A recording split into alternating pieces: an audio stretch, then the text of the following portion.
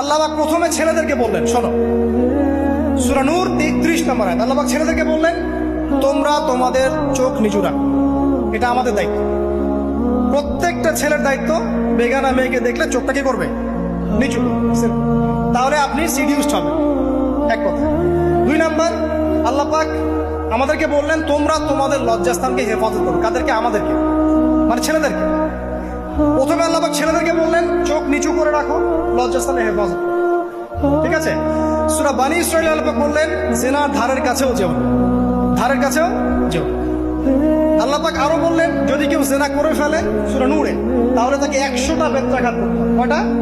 ১০০টা, এবং ১ বছরের জন্য তাকে বহিষ্কার করতে হবে। আল্লাহ পাক শাস্তিও দিলেন, শুধু তাত্ত্বিক বিধান দেন নাই, শাস্তিও দিয়েছেন। কারণ শুধু তাত্ত্বিক বিধান দিয়ে হবে? আমি যদি ওয়াজ করে বেড়াই, ভাই মদ খায় না, মদ খায় না, কোনো শাস্তি না অ্যাপ্লাই করি, তাহলে কি মদ ছাড়বে মানুষ? আমরা যদি বলি হত্যা করা মহাপাপ, মহাপাপ, দুর্নীতি করা মহাপাপ, মানুষ দুর্নীতি ছাড়বে? ছাড়বে না, যতক্ষণ না শাস্তি নিশ্চিত করা যাচ্ছে।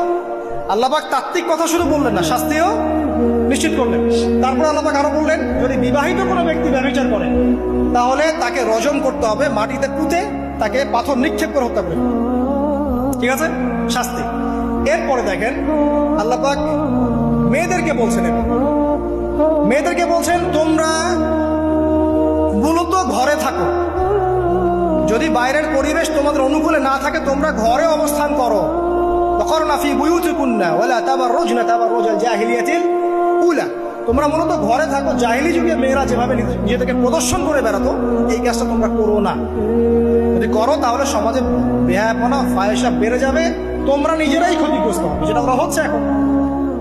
আচ্ছা, এরপর আল্লাহ পাক আরো বললেন, হে নবী, আপনি আপনার স্ত্রী এবং মুমিন নারীদেরকে বলেন, তারা যদি বাহিরে যায় যেন জিলবাব দিয়ে তাদের পুরো বক্ষ দেশটাকে ঢেকে নেয়।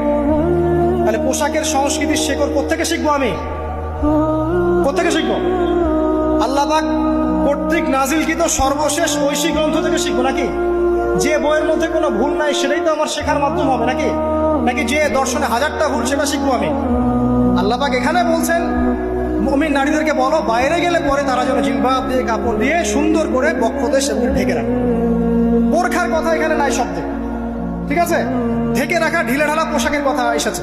আচ্ছা আসেন, আল্লাহ পাক আরো বললেন যে তোমরা অমুক অমুক অমুক অমুক, যেমন আপনার বাবা, আপনার ভাই, আপনার এই যে সন্তান, এই যে মাহারাম যারা আছে, এদের সামনে ছাড়া অন্যদের সামনে যখনই যাবে তোমরা কিন্তু হিজাব অবলম্বন। আল্লাহ পাক হিজাবের বিধান দিলেন, চক্ষু নিচু করতে বললেন, লজ্জাস্থানের হেফাজত করতে বললেন, এবং যদি এর পরেও কেউ ভুল করে ফেলে তাহলে আল্লাহ পাক শাস্তির কথা বললেন। আল্লাহ পাকের সিস্টেমটা সুন্দর হলো না? এই সিস্টেমটা নবী সাল্লাল্লাহু আলাইহি ওয়াসাল্লাম অ্যাপ্লাই